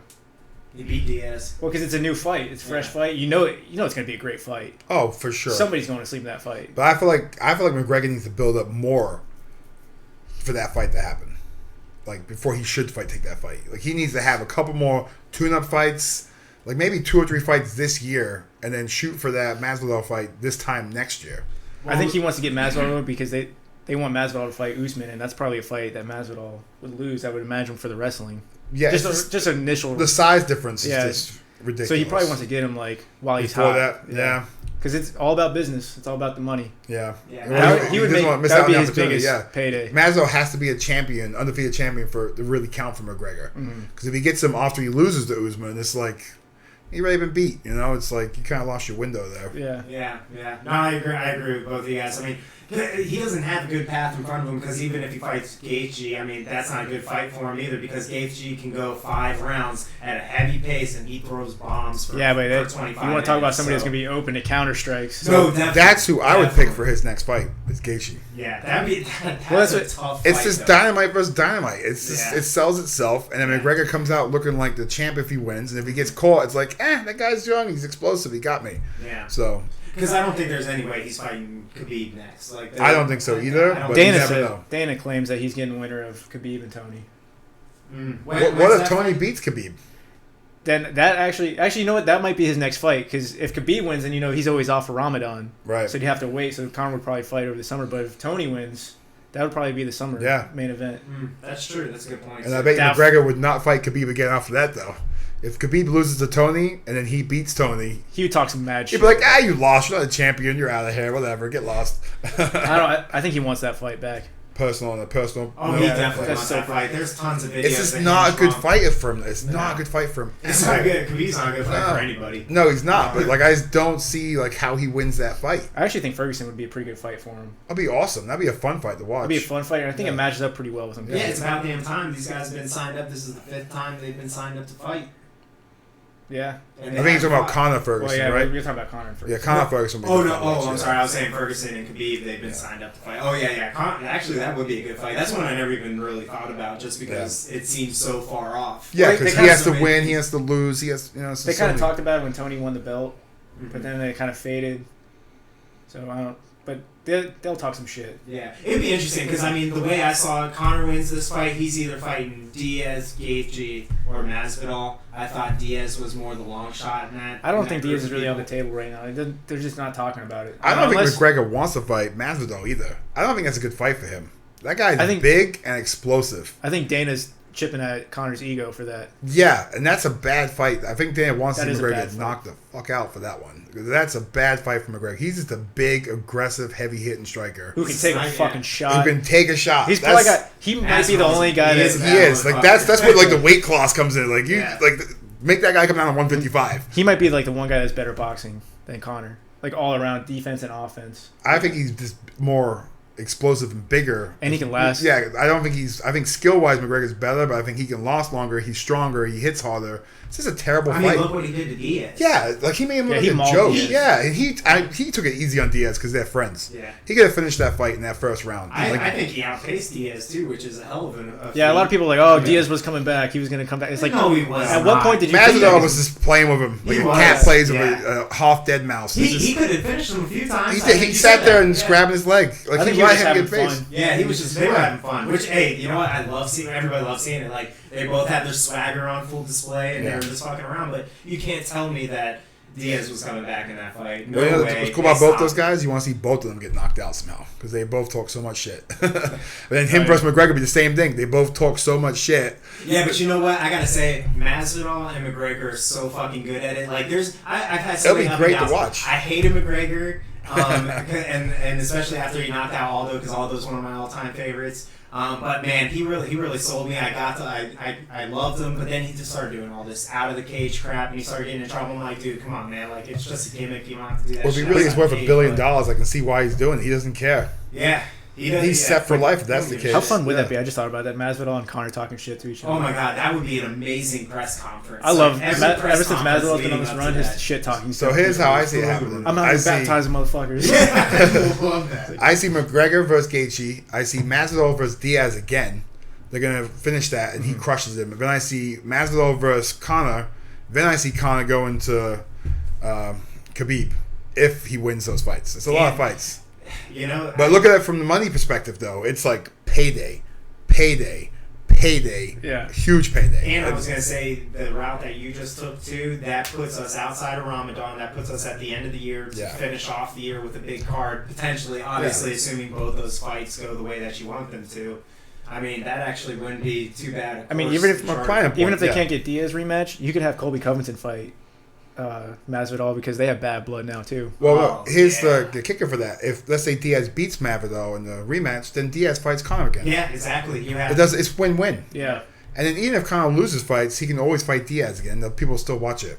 So here's another thing I was thinking about earlier is Conor a guy that you don't even care about watching him fight for a belt? You would just rather see him get matched up against guys? Yeah, absolutely. Like fights like this. Like Yes the and Masvidal no. fight.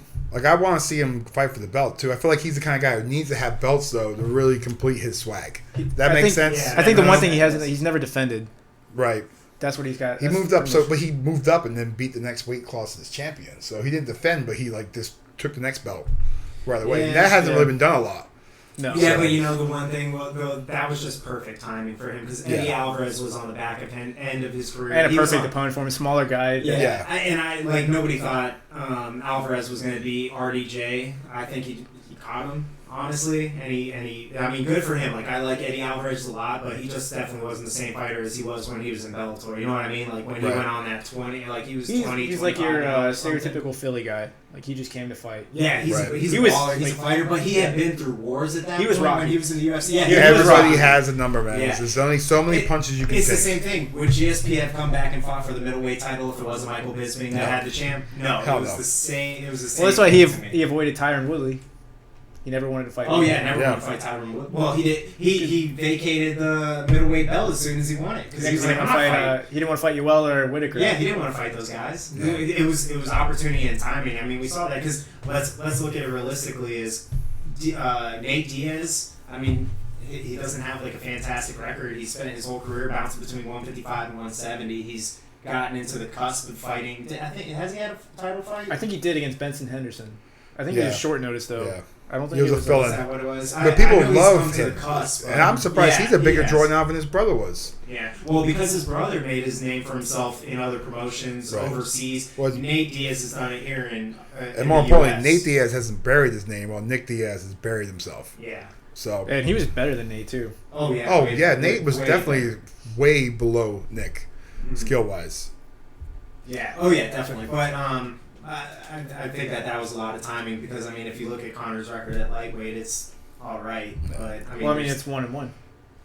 yeah, that's true because I guess he fought Nate Diaz at 170. Yeah. So that's true. So Which he shouldn't have done Anyways. either, because Nate Diaz is still a bigger opponent than McGregor is. mhm. Which could be the whole Well- Cerrone thing here too. Like, Cerrone's a big guy that could affect him. Nate does have surprising power for as like. It's just the he length, is- man. That yeah. reach just adds so much power to the And he- punch. Well, I mean, the way once he starts to talk- weigh you down, he just starts Yeah. just Yeah. throwing. They don't get bombs. tired. Those guys run like marathons. They Yeah. so much cardio all day, every day. He manhandled Pettis though. I mean, like just to see how that strength. I mean, because he's so small, you're like. Wasn't that Pettis' first fight at 172 though? Yeah, but I mean, even to me, Diaz is more. No, that was actually his second or third because he had Was knocked it? out. Okay. Yeah, I think that was after he knocked out Well, Wonderboy. Pettis didn't look like a solid 170. No, he definitely is. Those guys are in great shape, but he looked a little soft for 170. He's not. Yeah, he's not. An Well, actual Nate Diaz I mean, always that's the looks guy who kind of made- lean. He made featherweight Yeah. at one point. Yeah, that So, is. yeah. Yeah. The same with McGregor. McGregor doesn't really look.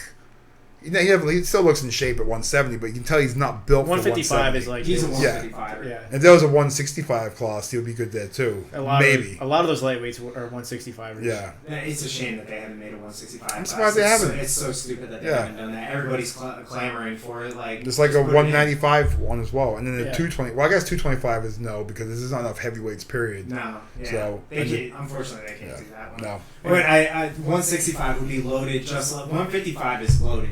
165 would be loaded. 170 is absolutely loaded. Yeah. Because then you get some of those guys that are like in between, like Masvidal. Masvidal would probably be the champ at 165. Oh, definitely. We'll be in the That would running be for it anyway, yeah. for sure. Yeah, because Colby and Usman would not be able to cut to No, they're too 165. big. Those guys are monsters at 170. No, they said Usman was like 200 pounds or something on fight night. Ugh. Really, that much? And Yeah. supposedly not using IVs to get that back. That's They what say GSP used to something walk like in the that. cage at 190.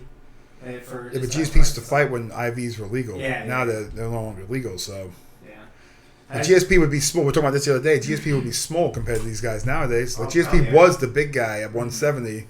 Now he will be a small guy at 170. Yeah. Well, if He- that's he'd true, be a then 155 or- Usman after blowing up would be just on the fight night bigger than GSP would be, like after fully rehydrated with an IV. Yeah, GSP was like 185, 190.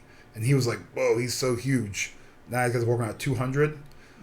It's the same thing. I mean, Colby's what, 6'3" and 6'2" or so. Yeah, they're both. They're Him and both- Usman yeah. are Look both at Till. 6'2". Till's huge as well, well. he had to go up. I mean, Well, he always said that. was He's like, suffering I'm a from- light heavyweight fighting at welterweight. It's like, why are you bragging about that?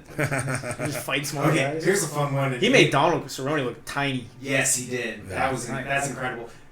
You want to talk about the most incredible like transition? Johnson. Yes, Rumble I Johnson, knew yeah. you knew I was going to say. I actually spotted that guy. Yeah, that's crazy. You want to tell Yeah. a story about that or anything? Yeah, I went over to the Black Zillions and had my initiation, which is basically them beating me up for an hour and a half, and went 5 rounds with Rumble Johnson, sparring with him, and Damn. great time. Damn. He was just coasting, I'm sure, and I was trying my hardest not to get beat up. And I remember the 3rd round ended, and he's like, "That wasn't 5 minutes. Restart the clock." And I'm like, "Pretty sure that was 5 minutes. Like, we're good." He's like, "We're going together." Like, okay, I guess. That would terrify. Pretty terrified. Yeah. Like, I survived 15 minutes and now I got to know it's 5? Yeah, Bullshit. Well, yeah, so I remember finishing that, and then Incognito, Gustav Incognito was a heavyweight kickboxing guy at the time who was in the UFC, just started then.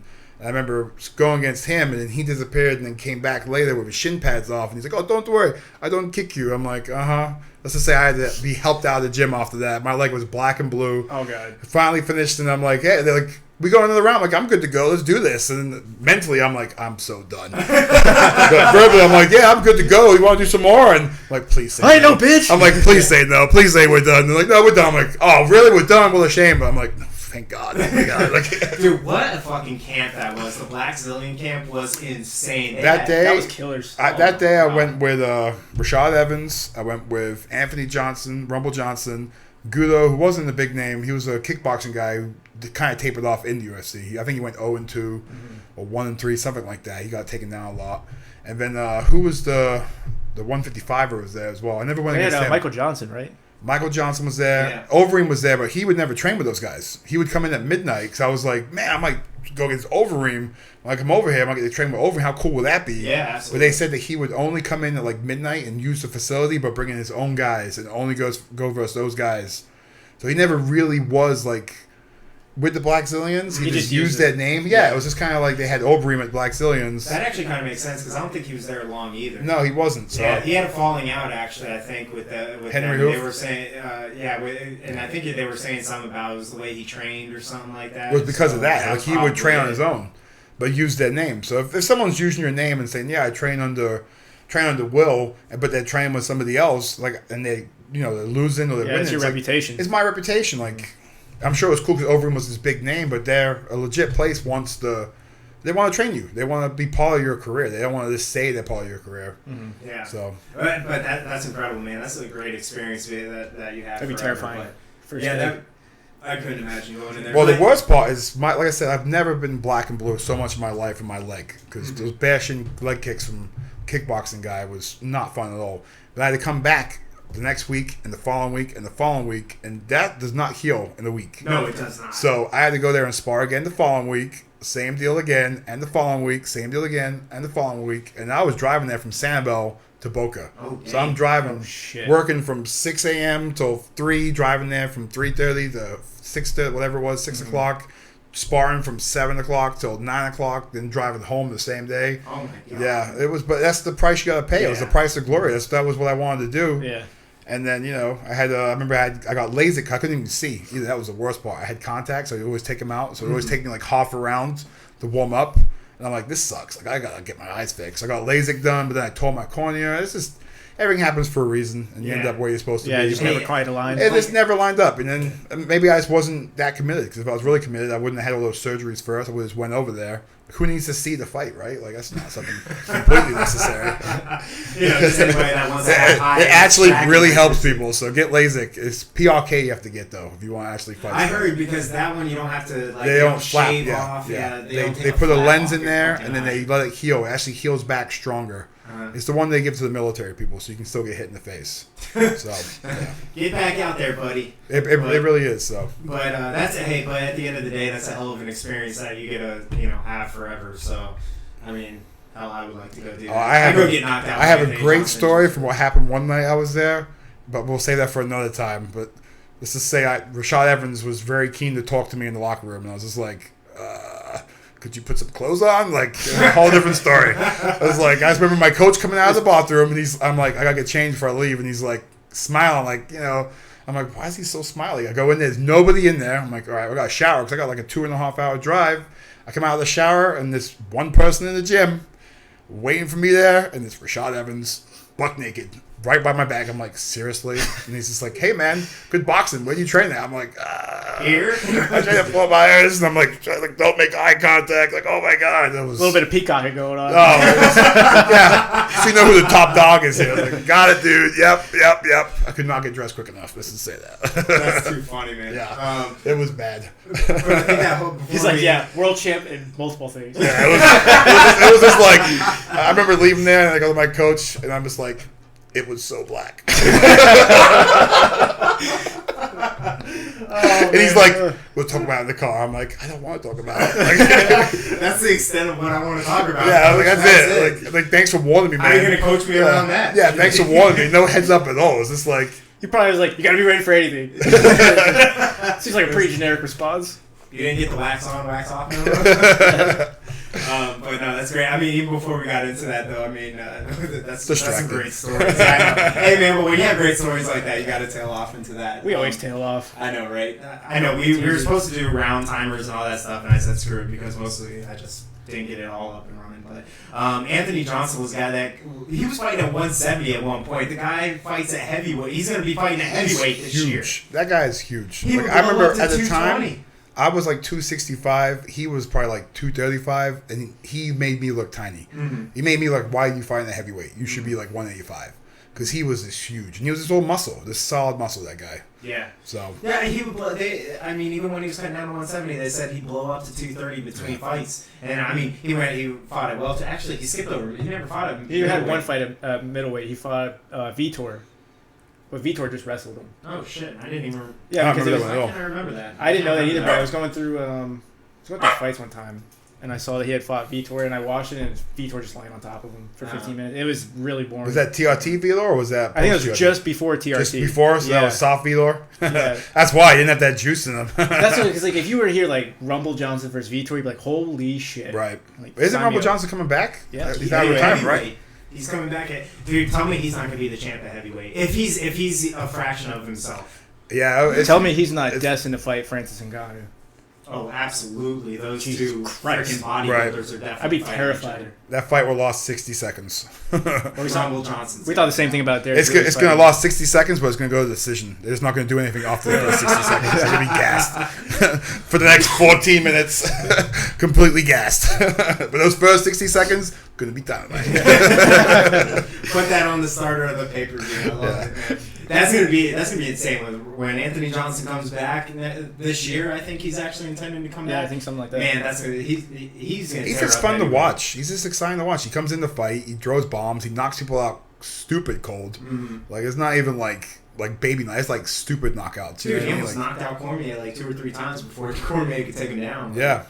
Hit him, and then Cormier would fall into the ground, and then grab him, and then... He sent Cormier like halfway across the cage the first one. But he kind of gave up in that fight because he knew he couldn't beat Cormier. He's like, I can't knock him out, and I'm gassed now. So he kind of gave up. Yeah, I remember in that second fight, because Henry Hoof was in his corner saying, "Don't give up. Don't give up." Like, dude, that'd be like the last thing I would want to hear. Like, does it look like I'm giving up? Is it that bad? Well, because that's what he's known for. Yeah. Like, if he doesn't win, he gives up, kind of deal. So. Well, he'll do good at heavyweight because he'll by far be the most. Who would be more athletic? Well, plus, than what heavyweights last that long anyway? Yeah. So it's like the perfect setup. That's what I'm saying. Those light heavyweight guys are the real freak athletes. Yeah. You know what I mean? They really. That's why John Jones is like top of the heap there because he's just a freak athlete, and he's not even the best athlete in his family. You're telling me, right? That's what he said. All his brothers are NFL players, and he's not even the best one. So. Yeah. His brother Chandler is like one of the best defensive. Well, his high school basketball coach said he was just an all right player. I think he wrestled, and they said he was all right at wrestling, but he's just been able to transition his talents and skills into MMA. Which is funny because have you seen a better wrestler in like MMA? Like to put it all together in MMA, like he's probably the best wrestler. Best MMA wrestler. Yeah, that's one. Right. Because like Khabib's probably, not probably, he's way better. Like I guess you can't say because back in the day, like Matt Hughes, you had all those like pure wrestle guys. Even GSP was a great wrestler. He's not like a traditional wrestler. He's more of like a sneaky hip tossing Greco-Roman style mixed in with traditional wrestling. You know, he doesn't do a lot of double legs. He does a lot of throws. He does a lot of trips and throws. So more like sambo style. And judo, which is basically way better for MMA anyway. Current MMA. Yeah. So Khabib. Sambo. I mean, that's what. Isn't that that's ground strikes, right? In sambo. Yeah. I love Khabib ever since I saw him wear that shirt. If sambo was easy, it'd be called jiu-jitsu. Yeah. Like, he wore that one of the times that he was supposed to fight Tony. That's why he wore that. Because, Tony's known for his jiu-jitsu. And he was like, I'm going to tap this motherfucker. And then he wore that shirt. I was like, oh, shit, fantastic. Here we go. Yeah, I remember that. That was great, man. I think that's what really started like a personal beef between them. Jiu-jitsu. I like Tony. I can't wait to see that fight, too. When's that one coming up? Wild as shit, man. That's March, I think. It's March? Time goes by so quick. Yeah. Oh, yeah. It'll definitely. Well, those I guess two, we'll see. Those two need bubble wrap. What's that? Oh, yeah. We're going to get there. They put it into a cardboard box. This is the 5th time they've been signed on the line to fight, and this is going to be the first time they've fought. They need to put him in like a glass cube and just give him a treadmill and water. Just make weight. You guys are. You know what's funny about that though is, from my personal experience, the harder you try not to get hurt, the more you get hurt. Yeah, like especially like in grappling. Every time I used to go grapple, I'd be like, all right, I got a fight coming up in 2 weeks. Take it easy. Don't get hurt. I would always tweak something, hurt something because the person you're going against is not taking it easy. Or you're just not like firing on all cylinders. But if you go all out, you don't get hurt as much. I know it sounds like counterproductive, but for me personally, that's how I always see it. So these guys probably do take it easy and they get hurt. Yeah. They should just keep going. Or they just trip over cords. Yeah, I was just about to say that. That's what happened to Ferguson. He tripped over a cord and tore his ACL, right? Yeah, like completely off. Like that's terrible. Or whatever. That's like a life-changing procedure right there, like on your athleticism. I think they said he was wearing sunglasses inside. Yeah, something weird. I guess it serves him right. But he's weird though. He's a weird guy. You know what I mean? Like if you ever heard him talk, you ever listen to him, like he's just a weird dude. So yeah, he is. Sunglasses at night. That's definitely him. But like his fight style is him. Like it's his personality. Oh, definitely, 100%. He's fun. Hey, he's fun as shit. I love watching the guy. I mean, he's a ton of fun. He's fun to watch. It's like Holloway. It's fun to watch. They're all unique characters. Mm-hmm. You should have Pettis versus Ferguson again too. I think Ferguson would tear up Conor. I think he'd tear him up. I think it'd be interesting. Ferguson takes a lot of shots. He does. And he can be hurt. He hasn't been finished, but he can be hurt. Yeah. But he's tough though and can box. That's what I was gonna say. Is he'd last. He'd last to the 3rd, 4th round. Well, hey, one of those times it's eventually going to catch up. Oh yeah. And Conor's really good at finishing. That'd be the one time McGregor won't mind not being the main event. It's like, oh, I could be co-main event. 3 rounds is fine. I don't want to do 5. Yeah, right. Yeah, exactly. Let's keep it 3 because the first 2 will be mine. The third one will be his. I win. If it's 5, it's going to be 2 to 3. Yeah. I agree with you. That would be pretty funny, actually, if he got him to sign a 3-fight. Yeah, that's one time McGregor. I don't want to be the main event. That's fine. Like, it's cool. Oh, man, that's cool. He'd probably be like, "Oh, sign it up for 5. I'll put him down in 1." Fuck this guy. Fuck this weirdo. On the double chop. That's still the best interview I've ever seen in sports. Oh yeah, when he was I just want to apologize to absolutely nobody. Yeah, the that champ was does so the great. fuck he wants. Well, that's what made him so legendary because he predicted everything. I'm going to win this fight with a hook. Bam, he did it. I'm going to be a double champ. Like, he called out all of his, like, his whole career for up until the Mayweather fight. Like, he predicted everything perfectly right. Mm-hmm. And everyone was like, whoa, this guy is the shit. Well, I mean, even Diaz, like he said, he was tagging the shit out of Diaz up until he gassed out in the second round. Yeah, that's a he perfect was example of just cardio was the main factor in those fights. Yeah, because he was clearly the better fighter. Yeah. Like, he was just ripping him a new one until Right. he gassed out. So, well, all right. Any other thoughts, feelings? I mean, I know we were on a tangent talking about other stuff before we just close up shop. Distracted. It happens. Hey, man, we got some good stories. Squirrel. Where? All right, McGregor's the -325 to Cerrone's +250. I think this is the biggest odds we've seen for the card. It's the one that people are throwing money on for sure. Yeah. For sure. So, would you throw money on this one? No, because if I threw money on it, Cerrone would win. Yeah, that's true. Are you that jinxed? Yeah. I've been there a little bit too. I'd be like, for surefire bet, boom, and I lost. It's like, goddamn. Cerrone wouldn't be a bad person to put a bet on though, because It wouldn't. you'd have a nice. Like if you just had money to blow away and you're just like, fuck it. Yeah. I win either way, right? If you want Conor to win and then you put money on Cerrone, you're like, I win either way. Throw down $100, you make $250 if he wins. So you more than double your money.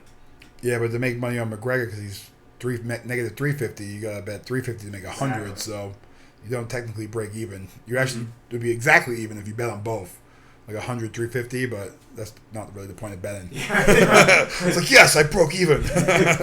You are at $0. You root for Conor, but you bet on Cerrone. That way you can't lose. There you go. I love it. So. It's still MMA. Those baby gloves make anything happen. Yeah, that's true too. We're talking all this smack and Cerrone come out and knock him out in the first 10 seconds. Like, Cerrone's just going to come out with a head kick right off the bat. Yeah. Bam, flatlines him. Like, well, how did that even happen? Oh, there goes Conor's career. He's yeah. What would happen to Conor McGregor if Cerrone knocked him out? Like He'll be that? calling up Diaz. I need that rematch. That's my lost payday. Yeah, that probably would be his last payday. Well, he could do. I think he could suffer an embarrassing loss there, do one more, and lose that one, then do the Diaz fight, and still be. I think he has 3 pay-per-views in him, no matter what happens. But he won't. He has too much money to be made. So you got to remember UFC. I think if he gets flatlined, he's like, "Fuck this, proper whiskey, all the way." Yeah. Yeah, I don't know. But either way, it should be fun. It should be a fun main event, at least, a fun opening fight. So, Will, thanks for coming on. Hey, thanks for having me, guys. It was fun. We're definitely going to have you back for another for one. sure. There's always usually, Sean and I always talk about, there's always usually like one loaded card per quarter. So, definitely for one of the more loaded cards, we'll have That's to have just you fun come to back. talk about. Damn right, yeah. You come in, you That's get what we do. We just chat, bullshit. Yeah. just bullshit. And It makes you laugh more and excited drinks. for the fights, honestly. Yeah. I can't wait to see the fights now. Yeah. The only one I'm rooting for is that AJ Green guy. Come on, Ben. Come on, it's my one prediction Yeah. against these 2 dudes. AJ Green didn't quit football and come over to him. Yeah, Maurice. Maurice Green, I'm sorry. just Maurice Green, giving there you you go. shit. Right, Maurice Green. You got football on your mind. Yeah. Playoffs. Playoffs. All right, everybody. Thank you for tuning on in, and we'll catch you next time. I hope everybody enjoys the fights, enjoy the end of football season, and we'll catch you next time.